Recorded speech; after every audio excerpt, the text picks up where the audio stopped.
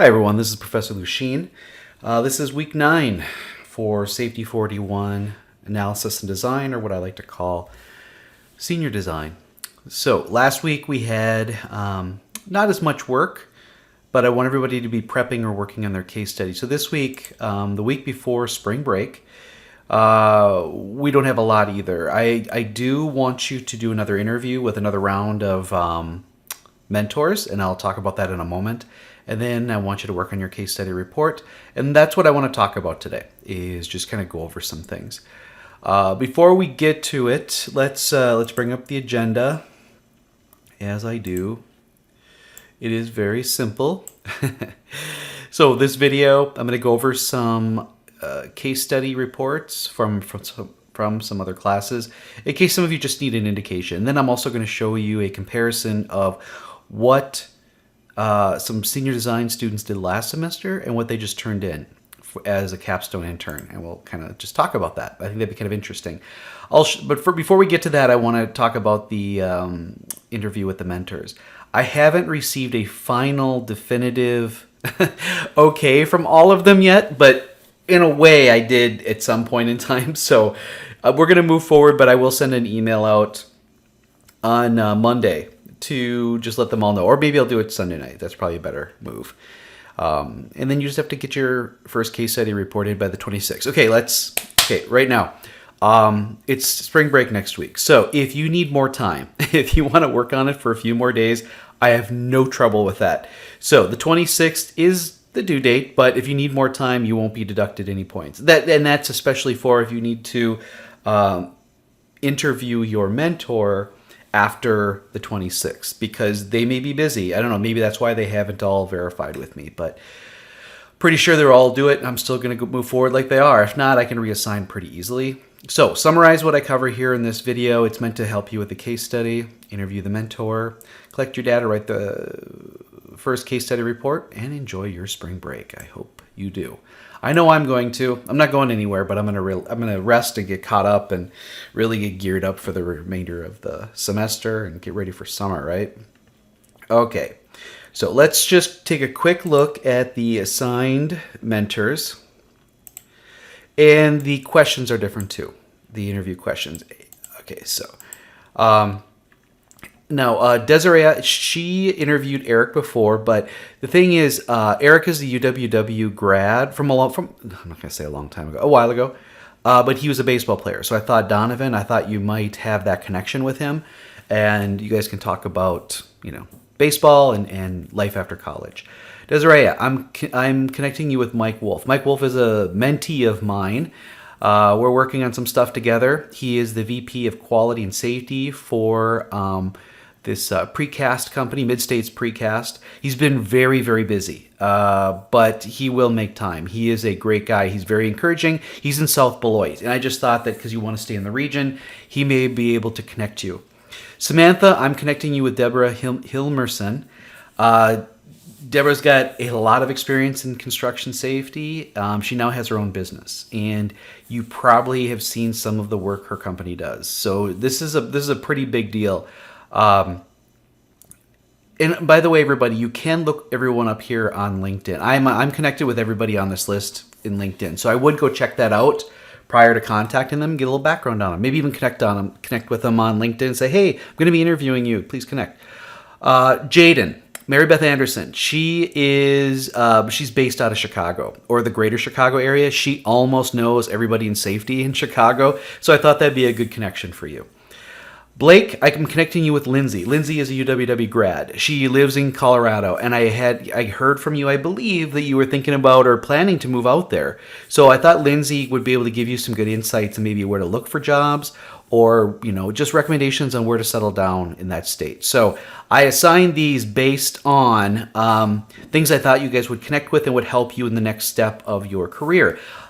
In that same light, these questions tend to be or revolve around the next step in your career. So there are 2 questions that you have to answer or give them insight on, and then the mentor has 3 questions, and then you can make the stuff up. You don't have to read this word for word, but it's just meant to be a guide. I want you to be thinking about, life after school and where you want to live, what you want to do, just some insights. The more you can hear from people about what they experienced, what their recommendations are, I think the better off you'll be, because you want to make the decision with the best information possible.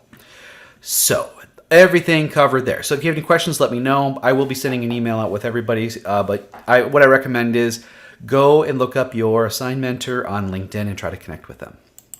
The case study is something you do in your capstone. So that's why we're doing it now. We do 2 in this class, just like in your capstone. You've already reviewed a bunch of reports. I'm going to do it again. Here is the grading rubric. Or no, this is it. Yeah, this is it. You're not going to have any planning or expectations. And so I went and dug and tried to find an older rubric. Did I or did I not? Thought I had. Maybe not. But I would like to know kind of, what went into setting it up. And that's something you could mention in the first few lines of the executive summary and definitely talk about in the introduction, how you got to where you got to. The executive summary is really important. Keep it under 2 pages. It should clearly state the reason for or the justification for the study. Is it the class? Yeah, you could say it's the class, I suppose. But you're trying to find you're trying to study an issue that could cause harm or cost the company money relating to accidents, failures, things like that. And you're making a recommendation to make it not happen, I guess. So that's what he said. Or not happen as much or not be as severe. Technical report, you can kind of go off and just explain everything. Then I'll grade on language and stuff like that.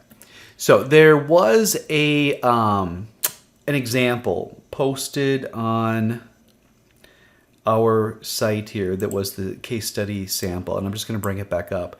This is, excuse me, this is from a capstone internship, and the student did an excellent job. I don't like the subheaders in executive summary, but it's okay. I mean, you could pull those out.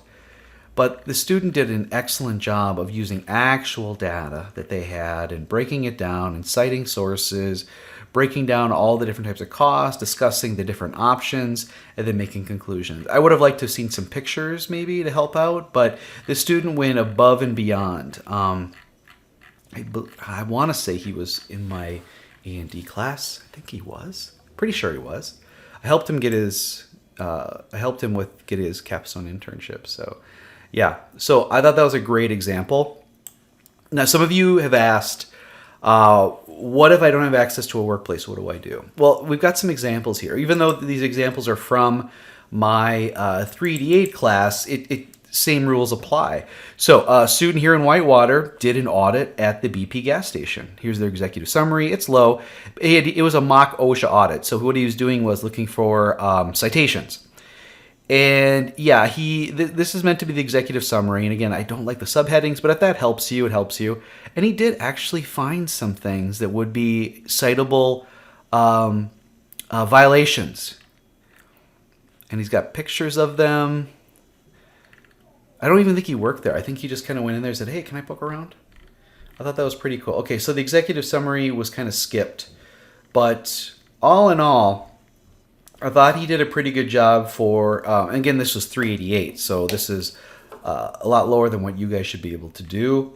But I thought it was good. I thought he did a pretty good job. He just went to the local BP. This student went to Home Depot in Madison. I actually know where this is. I rented a sod cutter from there last summer, or in the fall, beginning of the fall. Did a mock OSHA audit. I thought he did a really good job. He followed a lot of the form and function of what I've done in my consulting work. And so he basically followed that, and I thought he did a very good job. If I haven't provided that to you and you want to do an audit like this, I can provide it, and you can kind of just follow along with my report. But you can see how extensive this is. He did a really fantastic job. And then he also provided, he created the citation packet too. And I can provide you with a copy of that. That's something that I did for my work. For companies that want a mock OSHA audit. Okay, so next, let's take a look at, this is from Analysis and Design in the fall.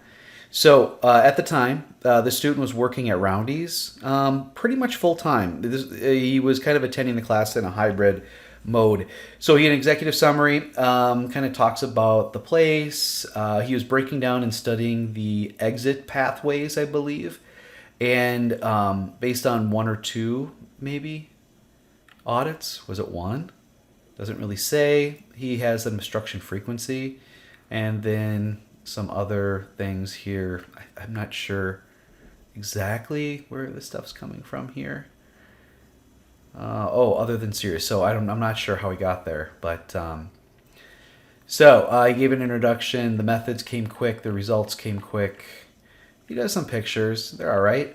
It's kind of nice. Makes me understand a little bit more, and doesn't really justify it. So he did not get a good grade. I believe this was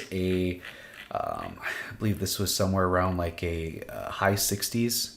Maybe I might have given him a low 70, but it was below average for sure. Okay. Here is what he turned in for his first case study. Now he's a capstone intern. Marked improvement with the cover page. I like it a lot. He's got a table of contents. The executive summary is supposed to go in front of the table of contents, but that's a very minor issue. Let's see. Talks about the company, gives you an idea of what they're all about. To define regulatory requirements used for oil. Okay, used oil in the facility. I know that's an issue too. Can you recycle some of it? Or do you have to throw it all away? So that's what he's doing. He's breaking it all down. And let's see what he found out. He's talking about life. Where was that? Life cycle. Because how many times can you recycle it before it has to be disposed of? Referring to the EPA and Wisconsin DNR. 2 options. He's providing multiple options. One option is to purchase this. It would cost this much. Okay.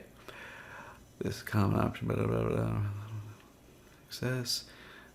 Just right ridge lock quick berm. Okay, that's a containment.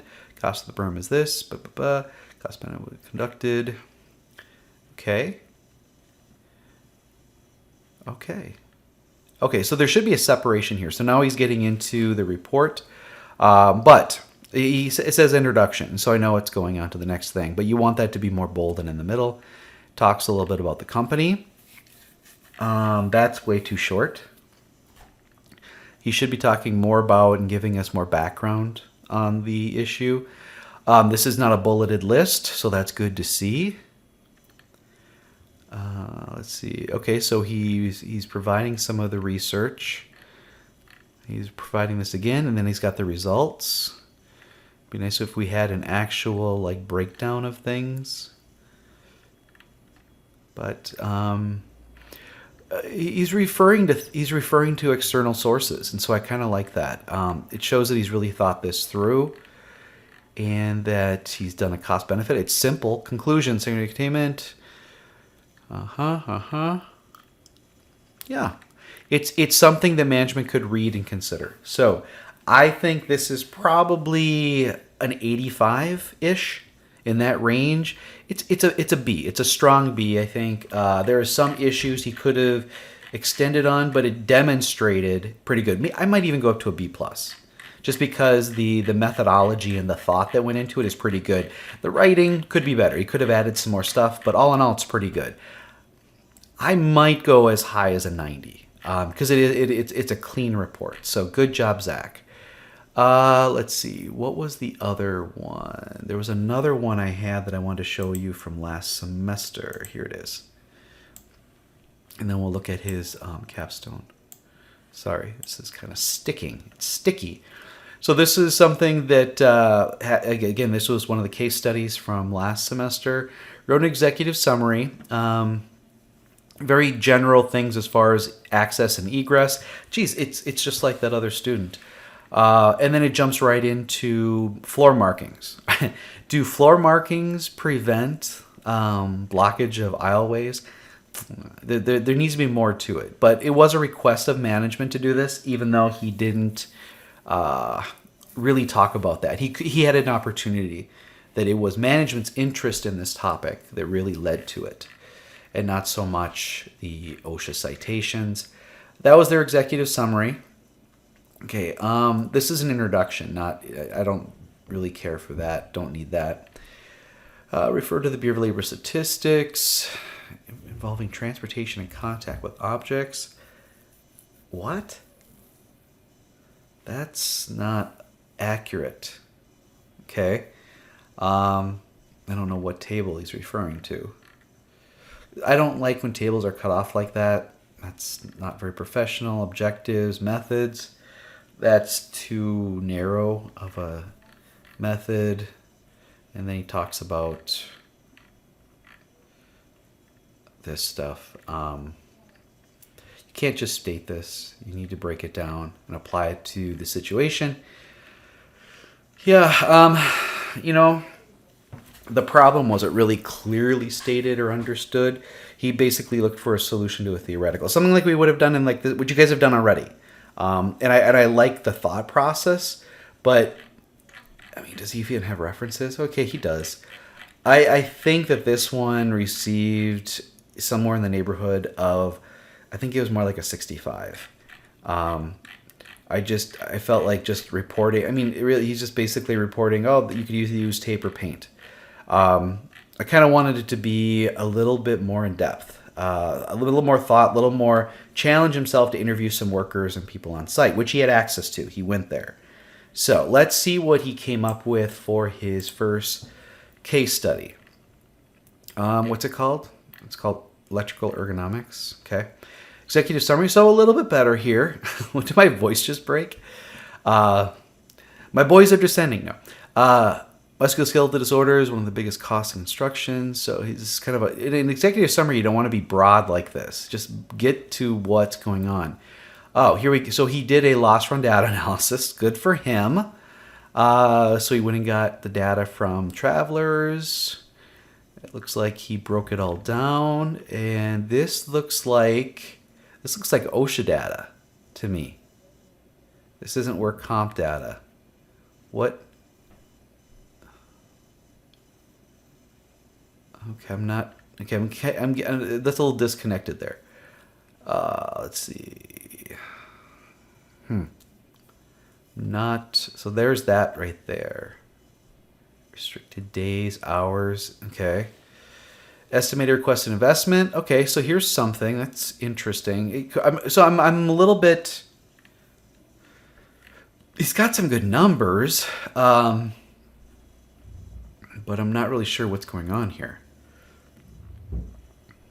Okay. The objective of this case study was to determine which tasks at Staff Electric do employees have the highest risk of what? Of ergonomics? Okay, so this, I see what he's trying to say, but he didn't say it well. But this is a lot of data. This table could definitely look better, but this one doesn't look too bad. Like what he did there. And, yeah, I mean, he's showing what they need to focus on. He's got recommendations. It's a nice presentation, though I can't read that. I don't know if you can. Bad contrast. And conclusion. So, obviously put in a lot of work. He's got a lot of data here. He's presenting it. It could have been a little bit cleaner in certain spots. And he probably should have reread it a few times or had somebody look at it. He did a good job of the data, but the sale part of it, the selling of it, not as powerful. Let's see here. Put a lot of effort describing that, but what he should have done is spend some time talking about the jobs or what's going on, pictures and stuff like that. The methods, nice. Results. Oh, wow. Did he present everything? He did. He really did. You got to give it to him. This is so much more detail. Yeah, so he could have tied it together and had a better message for the executive summary. Oh, this is nice. Okay. Yeah, that's kind of cool. And he provided a lot of stuff. So just if the downfall for this was the actual presentation and messaging, but the work behind this cannot be disputed. He really went through it. He just needed a little bit more guidance on how to present it a little clearer.